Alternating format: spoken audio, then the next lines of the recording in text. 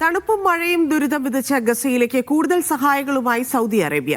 ഇതുവരെ 74 വിമാനങ്ങളിലും 8 കപ്പലുകളിലുമായിട്ടാണ് സഹായങ്ങൾ എത്തിച്ചത്. ഭക്ഷണം, പാർപ്പിടം, മരുന്നുകൾ എന്നിവയാണ് എത്തിക്കുന്നത്. ശീതകാലമായതോടെ തണുപ്പും മഴയും കാരണം ദുരിതം വർദ്ധിച്ച പശ്ചാത്തലത്തിലാണ് ഗസയിലേക്ക് സൗദി അറേബ്യ കൂടുതൽ സഹായം എത്തിക്കുന്നത്. കിങ് സൽമാൻ റിലീഫ് സെന്ററിന് കീഴിലാണ് സഹായ വിതരണം. ഇതുവരെ 74 വിമാനങ്ങളും 8 കപ്പലുകളിലുമായി സഹായമെത്തിച്ചു. 7600-ലധികം ടൺ ഭക്ഷ്യവസ്തുക്കൾ, മെഡിക്കൽ ഉപകരണങ്ങൾ, ഷെൽട്ടർ, വസ്ത്രം തുടങ്ങി വിവിധ നിത്യോപയോഗ സാധനങ്ങളാണ് എത്തിക്കുന്നത്. ഫലസ്തീൻ റെഡ് ക്രസന്റ് സൊസൈറ്റിക്ക് 20 ആംബുലൻസുകളും നേരത്തെ കൈമാറിയിരുന്നു.